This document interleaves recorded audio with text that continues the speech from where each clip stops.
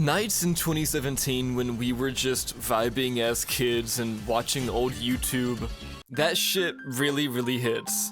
I don't know, I still wish I could go back to those really peaceful nights. But we can't go back, so instead I made this video for you guys to relive some pretty disturbing things from Gen Z. Nostalgic, creepy, let's get into this. Oh yeah, and this is part 2, so go watch part 1 if you haven't already, if you want to watch that one after this one. But this one is better, so.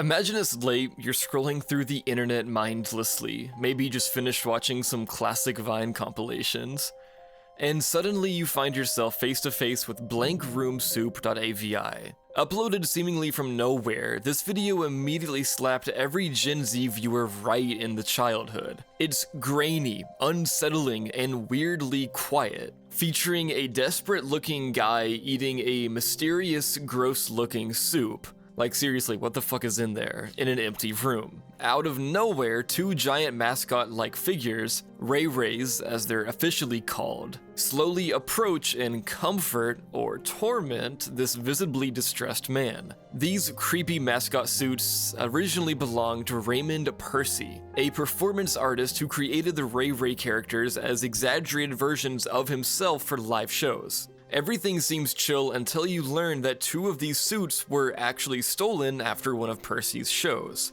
making the whole thing go from weird to nightmare fuel. Percy himself claims he didn't even know the video existed until it landed anonymously in his inbox. Imagine someone stealing your creepy mascots and then sending you back footage of them being used for, well, whatever the hell this is. Theories exploded online. Was it performance art gone wrong? Maybe a snuff film depicting real violence behind a bizarre facade? Some suggested it's evidence of a secret cult ritual. Those eerie masks and the unsettling, almost ceremonial consumption of that disgusting-looking soup could be symbolic of initiation. Another angle was even darker, a psychological or social experiment, designed to test human reactions to extreme stress and bizarre scenarios. Honestly, each theory is creepier than the last, and we're left with way more questions than answers. Either way, blankroomsoup.avi occupies a disturbing place in internet culture precisely because of its ambiguity, but it's probably fake. Next up, I'm going to talk about I Feel Fantastic.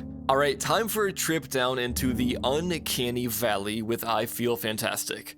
This cursed relic first appeared on YouTube in April 15th, 2009 and instantly embedded itself deep into Gen Z's collective nightmare fuel. The video features an unsettling robot named Tara singing repeatedly in an emotionless robotic voice, "I feel fantastic." And spoiler alert, nobody watching felt fantastic after this. The visual setting itself looks like it was ripped straight from some liminal space nightmare. Bland wallpaper, too many windows, and a disturbing mannequin robot that looks like something straight from a fever dream or a forgotten childhood nightmare. Watching Tara move and sing with jerky, unnatural movements feels almost suffocating, like you're trapped in this creepy room alongside her. Rumors and theories exploded around this video. One popular and insanely dark theory suggested the creator was actually a serial killer, using Tara as a twisted form of art. Some viewers speculated that the eerie shots of the backyard were related to hidden bodies, claiming the robot was synchronized to the victim's screams. Which, I get the serial killer part, but like, that's kind of, that's synchronized to their screams, bro. Anyway, basically a horrifying combination of technology and human suffering. Yikes, right? Another theory, equally twisted but popular among fans of creepypastas and internet lore, likened the situation to Five Nights at Freddy's, you know, where animatronics contain trapped souls. People genuinely wondered if Tara was a vessel for something darker and tragic, forever bound inside her robotic body, forced to sing for eternity. Talk about nightmare fuel. Thankfully, or maybe disappointingly for horror lovers, these dark theories were all eventually debunked. Tara was actually created by a robotics enthusiast named John Bergeron. He designed her as a musical product, aiming to create Vocaloid-like singing robots. The whole unsettling video is just Bergeron's attempt to showcase his creation's capabilities. While that explanation's definitely less disturbing, the internet still clings to the creepy lore. Because let's face it, the truth is kinda boring compared to imagining a horrifying secret behind the scenes. But that didn't stop some people. So internet sleuths, you know, those Reddit detectives who probably haven't showered since 2009, couldn't leave Tara alone. Sure, John Bergeron publicly admitted that he built Tara to experiment with singing robots. Harmless, right? Wrong. The internet saw harmless and immediately said, "Hold my Discord, kitten." When people dug into Bergeron's other works, things got even weirder. They found his old website where he showed off other robotics experiments, and surprise, it was packed with even more bizarre mechanical figures. None were quite as creepy as Tara, but Bergeron clearly had a thing for making robots that looked just human enough to creep everyone out. Like seriously, imagine casually scrolling through this guy's portfolio at 3 a.m. The things I do for you guys. Some internet investigators thought maybe Bergeron's other creations were early versions of Tara. Could there have been prototypes, failed attempts that were even scarier than the final actual product? Imagining a basement full of rejected singing robots gives some serious like Toy Story meets analog horror type shit. And then there's the lore about Tara's lyrics and weird outfit changes. People speculated that each wig and dress change represented a different victim, echoing back to those serial killer theories we mentioned earlier. Online forums exploded with debates, theorizing Bergeron left hidden messages in the songs or in Tara's jerky, unsettling movements. It's classic internet paranoia, but hey, that's Gen Z for you. We love a good dark conspiracy theory. By the way, I don't know if I mentioned this, but I am Gen Z. I'm 18 years old. 06, baby. Another popular internet rabbit hole was the backyard scenes shown briefly in the original video. Detectives swore they spotted suspicious details like freshly disturbed soil or wiring supposedly connected to something underground.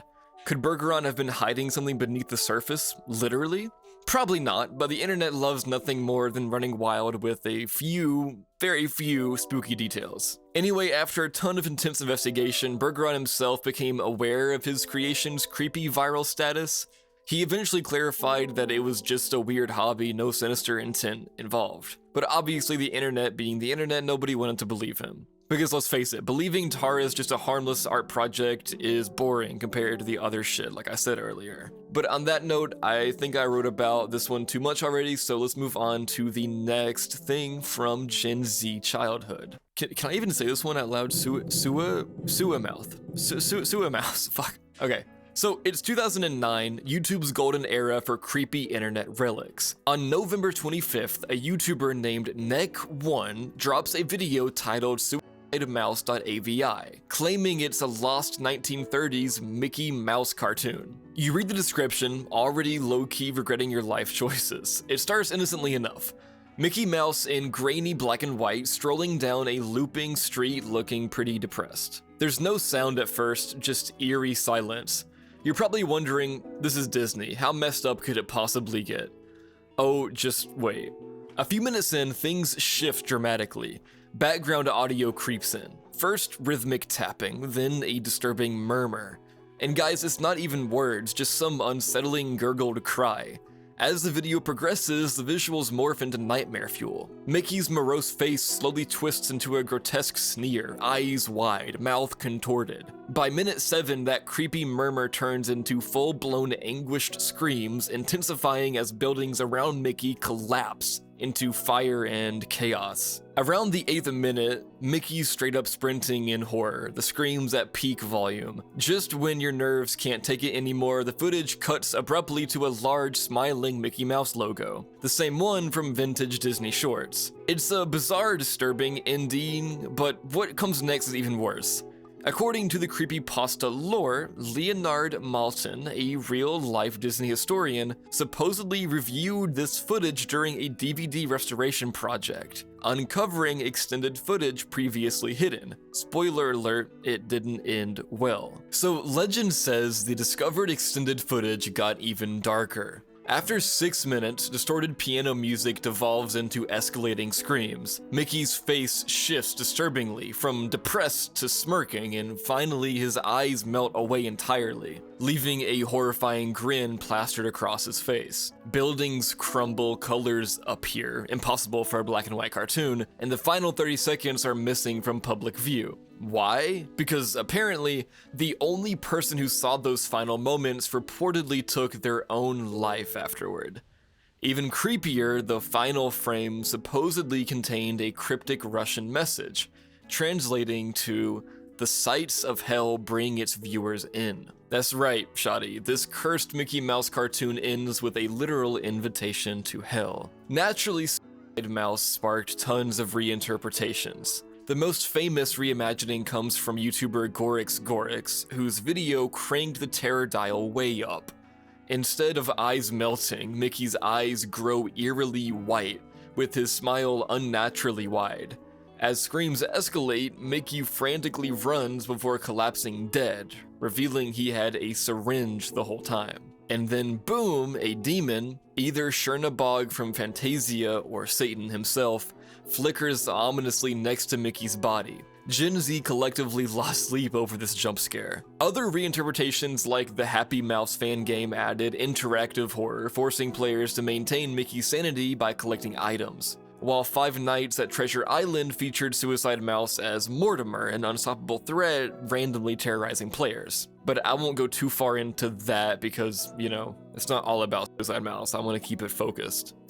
Mouse Relapse, a 2022 fan game, gave the creepypasta some emotional layers. Here, Mickey struggles with the loss of Daisy, wandering the night haunted by inner demons. Players could choose Mickey's path, either descending into violent madness or fighting literal demons. The game has multiple endings, but the most detailed and likely canonical path sees Mickey venturing deep into hell, sacrificing himself to destroy a malevolent force tormenting him. Dark, tragic, and weirdly emotional for a creepypasta. Wednesday's Infidelity, a 2022 Friday Night Funkin' mod, further cemented Mouse's horror legacy. Mickey spirals into madness after suspecting Minnie of cheating, injecting himself with unknown substances. And then, just when things seem hopeful, Satan himself intervenes, eternally reincarnating Mickey into some progressively deteriorated versions of himself, embodying endless torment. Yeah, you read that right. Disney meets eternal damnation in a rhythm game. Lastly, mouse.avi retake, created by Vibing Leaf, takes Suicide Mouse to existential territory. Mickey spirals into despair after a falling out with Minnie, haunted by memories of losing his best friend Gideon in a shipwreck. As his sanity crumbles, he ultimately confronts the devil himself, and the video ends tragically with Mickey dying amidst flames he started.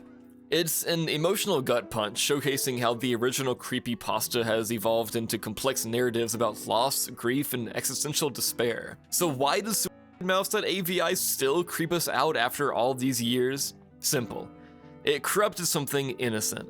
Mickey Mouse, everyone's childhood icon, turned into a nightmare vessel for deep-seated fears. The unanswered questions, eerie lore, and endless reinterpretations means it's forever etched into Gen Z's horror hall of fame. It's more than just scary, it's a haunting reflection of how easily innocence can twist into madness. So yeah, Shoddy, Disney never hits the same again. Now we're gonna talk about disturbing thing in Croatia. Imagine this, it's 2012, you're on YouTube at 2 AM vibing to Gangnam Style remixes or watching some PewDiePie Amnesia videos, and suddenly the algorithm slaps you in the face with a little gem called Creepy Tape Found in Croatia Disturbing. Uploaded on September 8th, 2012, this video comes with a chilling backstory that screams found footage horror.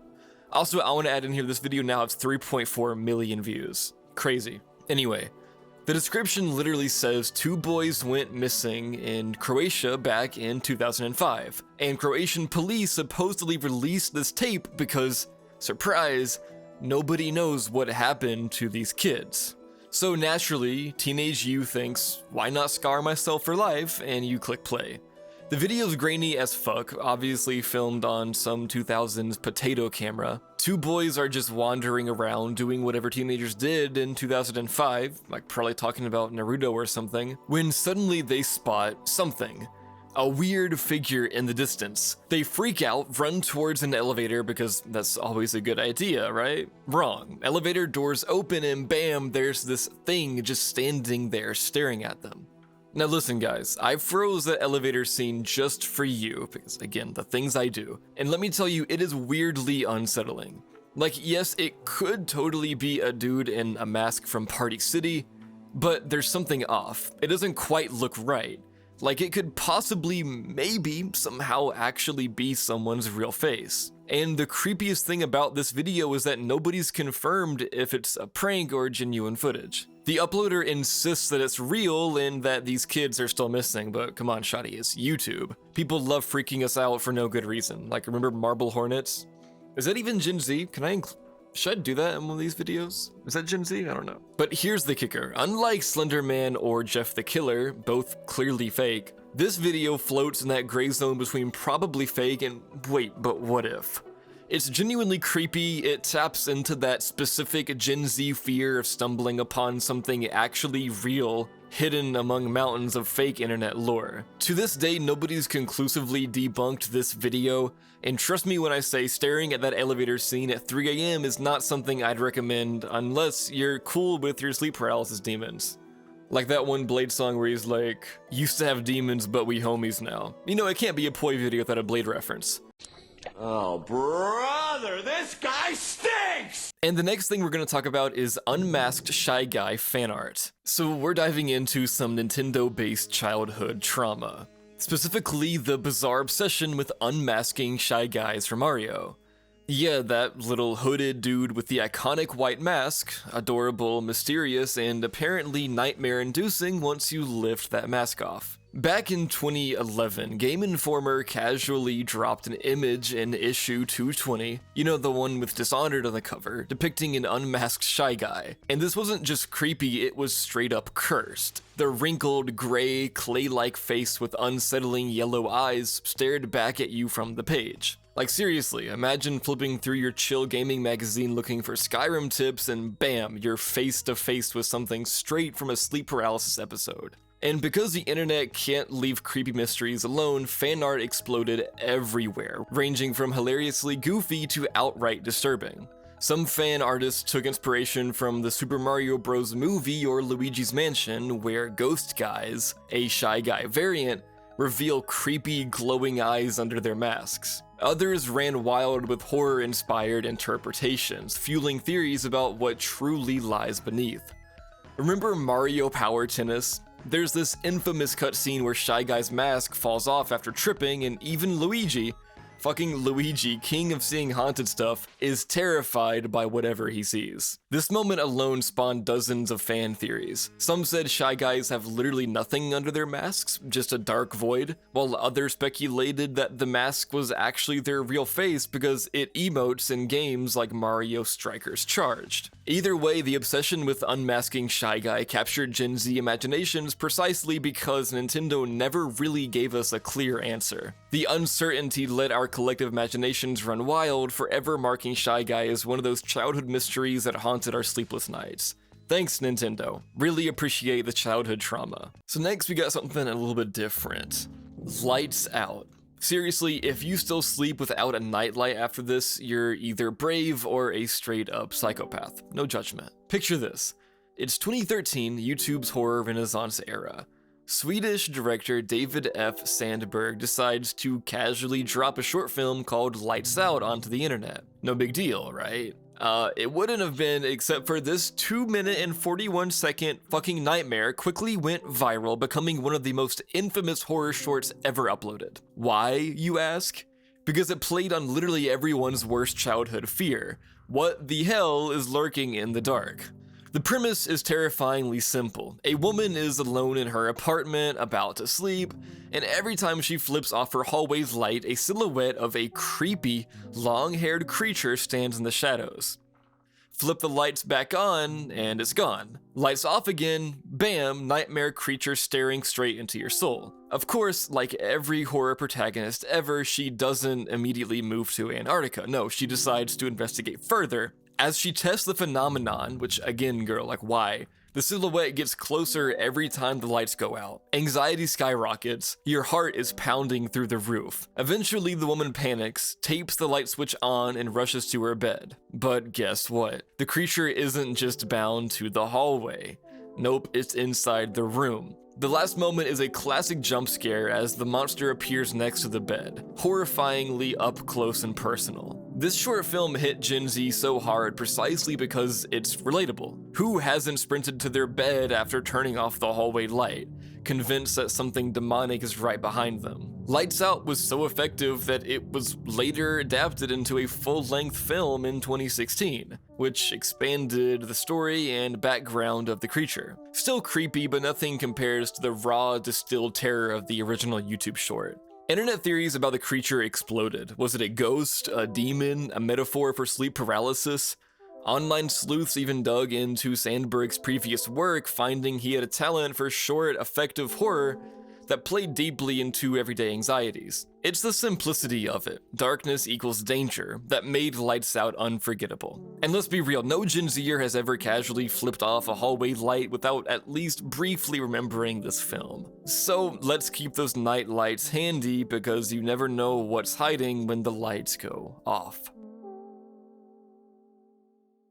And now we're going back into some Disney stuff. I didn't even mean to theme this video that way, but these are just the ones I picked. Abandoned by Disney. This one hits hard because it takes something deeply innocent from our childhoods, Disney, the happiest place on earth, and flips it into a terrifying nightmare. Seriously, this story is why we have trust issues. Back in 2009, the internet got treated to a creepypasta posted by author Slime Beast. It's all about Disney's supposed attempt to build a creepy island resort called Mowgli's Palace based on the Jungle Book. Disney reportedly invested millions, only to abruptly abandon it for mysterious reasons. The catch? Disney scrubbed the internet clean of all mentions, pretending it never existed. Which is pretty convenient, I guess, to make the story feel true. The protagonist, aka the brave but probably foolish narrator, becomes obsessed with uncovering the truth. After intense digging online and ignoring every red flag, they find vague references and coordinates to the mysterious island. Naturally, because common sense is overrated, they decide to visit the island personally.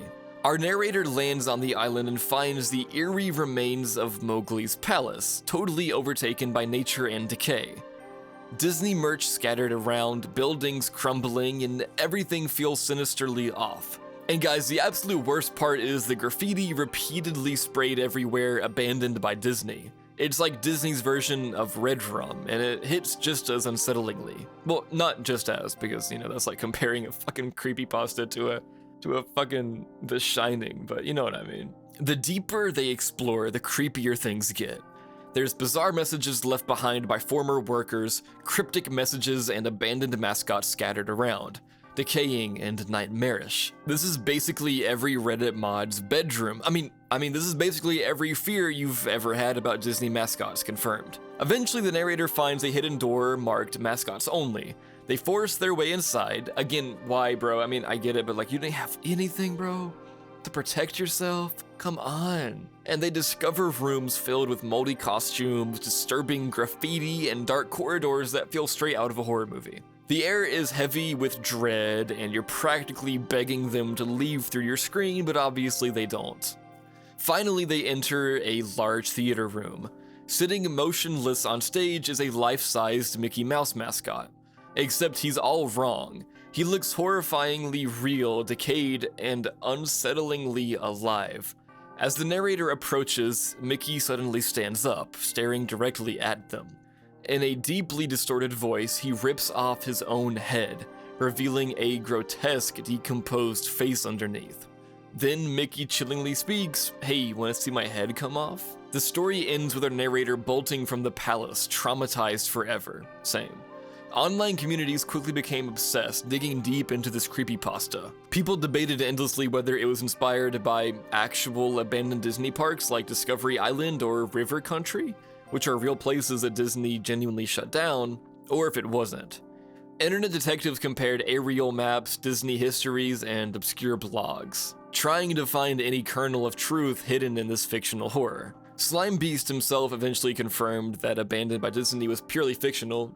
Oh, really? Really, man? But did that stop anyone? Hell no. The idea that something innocent like Disney could secretly hide these terrifying secrets was too powerful. Fans created sequels, fan arts, and short films inspired by the story, cementing its legendary status in Gen Z's horror culture. So why did Abandoned by Disney haunt us so deeply? Simple. It corrupted something nostalgic and pure, just like all the other Disney ones here. Disney mascots were already always just a bit uncanny, but this story took that to an extreme level. The blend of abandoned urban exploration, hidden conspiracies, and twisted childhood imagery struck a nerve. It's the perfect internet ghost story, scary enough to feel real and just plausible enough to give you a lingering doubt. So the next time you spot Mickey at Disneyland, you might hesitate a little bit. After all, who knows what else Disney might have abandoned and why. And that's the end of this video, guys. Thank you for watching. You guys love these Gen Z ones. I'm assuming that most of my people that watch my channel are Gen Z, so hell yeah, me too, bro. Me too, bro. We Gen Z gang forever, bro. Gen Z gang forever, dog. So for the outro for this one, I noticed that in the other one I forgot to record an outro. It's the part 1, and my editor put in a clip, but forgot to add context to it. So put the clip again, editor. What the hell did I even come for? What the? Damn. I'll explain. This is my editor who's editing this video and edited the whole video, poning me in CSGO, and completely wrecking my shit. So yeah, shout out editor, and I hope you enjoy this video, everyone. Have a great night. Sweet dreams.